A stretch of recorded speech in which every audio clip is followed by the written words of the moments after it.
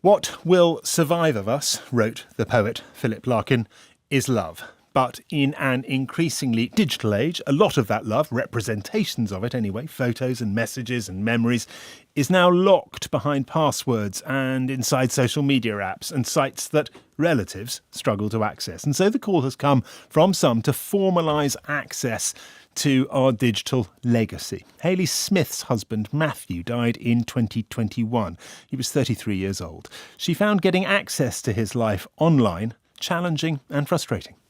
It was so difficult. I think the first one was passwords, not even knowing how to get into any of these accounts. Yeah. But I think one of the biggest challenges I faced was actually trying to close Matt's Facebook down. Well, I was trying to turn it into a memorial page.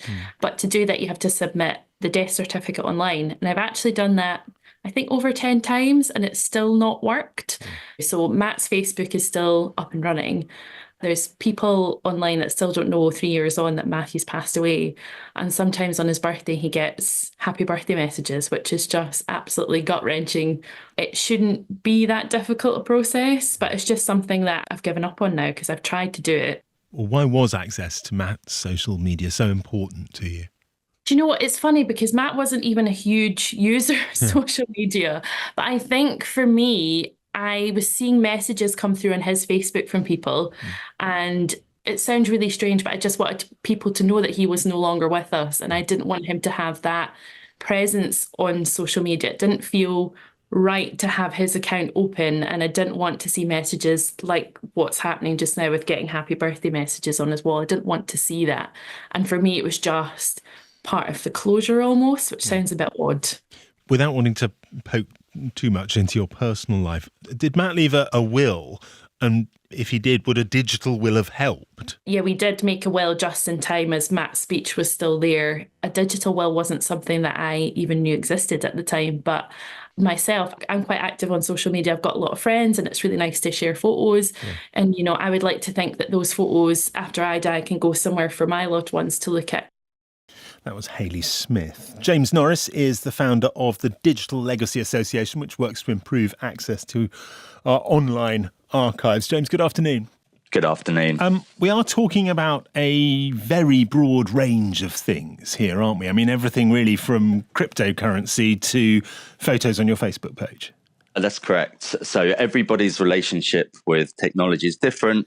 Everybody's relationship with their loved ones is different. So when it comes to planning and thinking about these areas, it's important to think about it from, you know, the perspective of yourself, your loved ones, and which online content is important to you now and what online content might be of value, both from a sentimental and a monetary value to your loved ones in the future. So at the moment, if a relative of mine dies and I go to, say, Meta and say, look, can you crack open their social media site for me? Are they under any sort of injunction to do so, or is it entirely up to them? Every platform's got its own terms of service. And when you create an account with them, you need to adhere to those terms. With Meta, for example, you're able to make plans in advance. So you're able to use their legacy contact and assign somebody to carry out certain tasks after you've died. Having a digital and social media will as well can also help give further gravitas about what that person's wishes are and what they wanted. Presumably there are things one can do oneself. I mean, rather than having great overarching legislation on this, there's things that individuals can do. I mean, whether it's, you know, sort of making the right settings or even, you know, writing your passwords down on a piece of paper, dare one say it. Yeah, definitely. So, yeah, there isn't really a right or wrong way to plan for your digital life. There's things, as you mentioned, that you can do. So, for example, you might want to curate your favorite 10 photos and email them to people so that you know that your favorite photos will have some longevity. You might want to print them out for people to know the stories behind them. So at this moment in time, I'm looking at a photo of my great-grandparents, and the only reason why it still exists is because it's been framed multiple times. It's been shared amongst family members. And if it had been uploaded to, let's say, the social network of the day, you know, around the 1900s, will that photo still be available today? or would that social network cease to exist?